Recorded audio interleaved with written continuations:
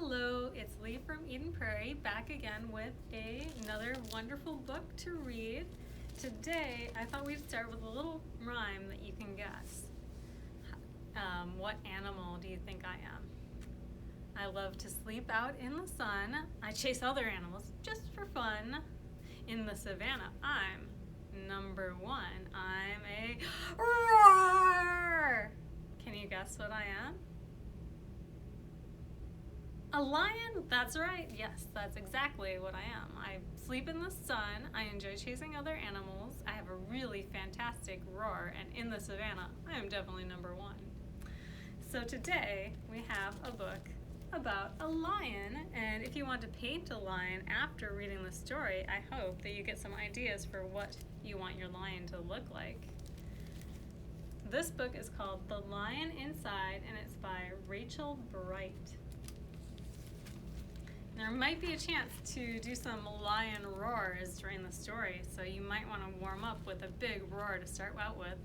Roar! All right, The Lion Inside. In a dry, dusty place where the sand sparkled gold stood a mighty flat rock, all craggy and old. And under that rock, in a tiny full house, lived the littlest, quietest, meekest brown mouse. Do you know what meekest means? Can you see the brown mouse? It means quiet and timid. Someone you wouldn't assume would jump out and roar at you, for example. Let's see. He was so very tiny, so incredibly small, that nobody noticed him, ever, at all. Can you see him in that picture? Looks like he's trying to say, hello? But no one is listening to him. He got stepped on and sat on. He missed out on stuff, ignored and forgotten. His mouse life was tough. Does look pretty tough. I don't think I'd enjoy being sat upon by a zebra at all. Poor timid mouse. Meanwhile, far above, on top of the rock, times were quite different. It was Lion O'Clock. Look at that lion. He looks like he knows exactly how important he is. This huge, toothy creature made sure everyone saw how important he was by how loud he could. What do you think he's gonna do? Roar! Wow, that was a pretty magnificent roar. You can see all of his shining white teeth. It's pretty important. He was head of the pride. He was shouty and proud. He loved flexing his biceps and wowing the crowd. Wow, oh my goodness, look at him lift that whole hippo right up. That was one strong lion. Yes, all were impressed by this mighty king cat. If only, thought Mouse, I could be more like that. What do you think? Do you think Mouse can be more like mighty lion? Can you see the mouse looking over on that rock?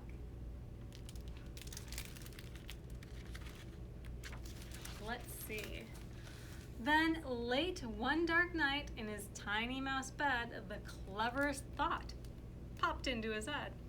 He leaped up in the darkness and held up a paw. I've got it, he said. What I need is a roar.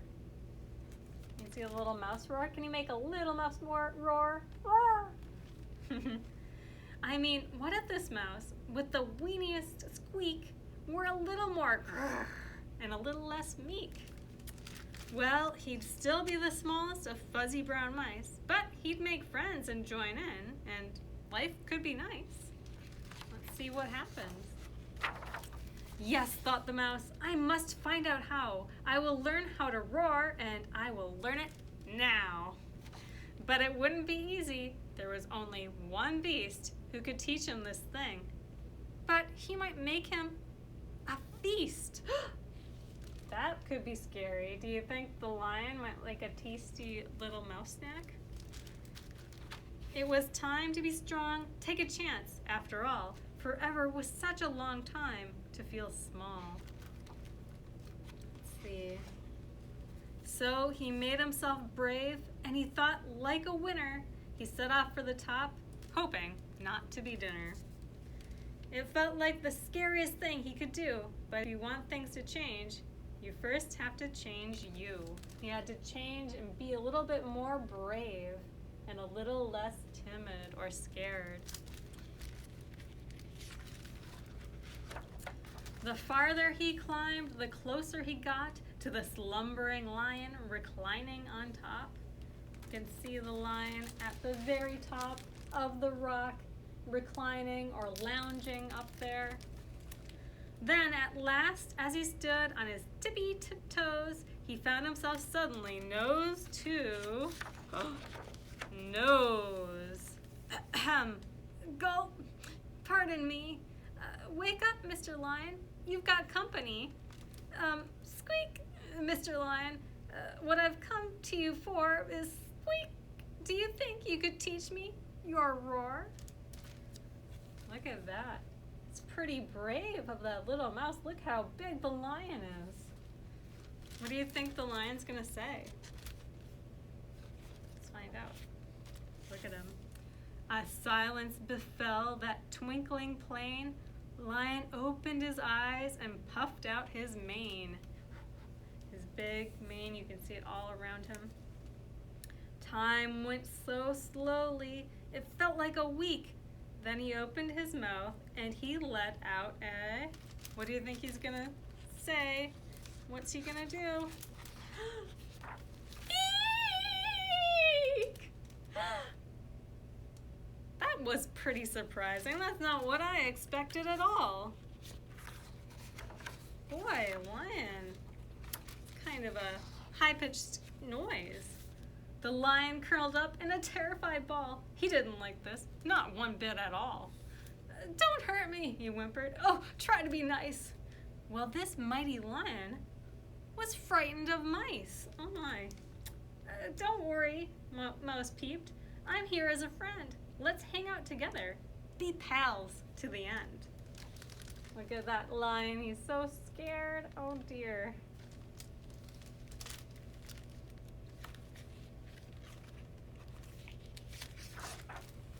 That was a magical moment for sure, when the mouse didn't feel at all small anymore.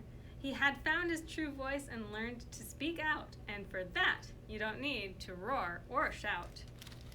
And from that day and always, the two were a pair. They both liked that rock better, now that rock was to share. The mouse, while still little, felt big in his head, and Lion, he still roared, but with laughter instead. Ah, ha, ha, ha, ha. Looks like they both needed a friend.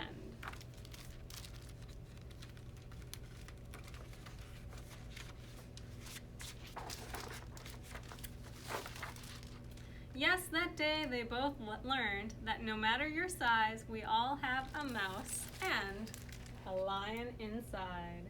The end. And one final roar. Roar!